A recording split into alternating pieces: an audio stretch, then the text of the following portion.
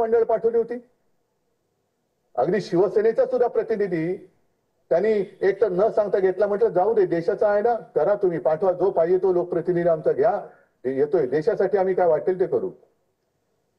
संपूर्ण विरोधकातल्या विरोधी पक्षातले एक एक एक एक एक खासदार घेतले आणि जगभर पाठवले. का? तर आमची लढाई ही पाकिस्तानच्या विरुद्ध, आमची लढाई ही दहशतवादाची विरुद्ध आहे. काय प्रतिसाद मिळाला कोणालाच काय माहिती नाहीये. जगभरामध्ये सगळे आपले प्रतिनिधी मंडळ गेलं खरं, शिष्टमंडळ गेलं खरं, पण एकही देश आपल्या भारताच्या मागे या लढ्यात पाठी उभा राहिलाय की नाही राहिलाय हे तुम्ही सांगा मला. मग कशाला पाठवली शिष्टमंडळ? पाकिस्तानच्या विरुद्ध कोणी बोलायला तयार नाही.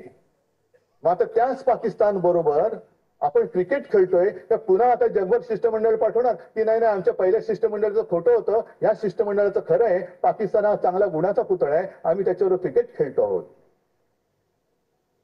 देशासमोर तुम्हाला, देशापेक्षा तुम्हाला त्या अमित शहाचा पोरगा, त्या तिथला अध्यक्ष क्रिकेटचा म्हणून, क्रिकेट सुद्धा तुम्ही खेळताय त्या जयशहासाठी. कोण आहे जयशहा? त्या तिकडे जो धारातीर्थी पडला आपला सैनिक किंवा ते जे काय आपले नागरिक मारले गेले, त्यांच्यापेक्षा मोठा आहे, त्याच्यापेक्षा क्रिकेट मोठा आहे. मग आपल्याला शिकवतात नाही नाही नाही नाही खेळ आणि राजकारण, मग खून आणि पाणी एकत्र करतात, मग खून आणि क्रिकेट कैसा बह सकता है साथ में? त्या क्रिकेटचा चेंडू सुद्धा लालच असतो, रक्त सुद्धा लालच असतं. पण आम्हाला खेळ महत्वाचा वाटतोय, देश महत्वाचा वाटत नाही. हेच तर आपल्या देशाचं दुर्दैव आहे. आणि असेच हे बोगस जनता पक्षाची लोक हे आपल्या डोक्यावरती घेऊन आपण आपला देश त्यांच्या हातामध्ये दिलेला आहे. ही बोगस जनता पार्टी आहे.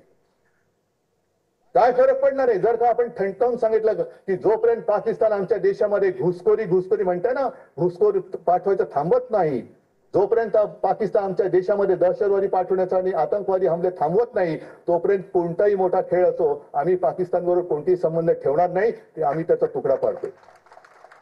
सांगायला धमक दाखव. आणि असं काही नाही की आपण काहीतरी वेगळं करतोय.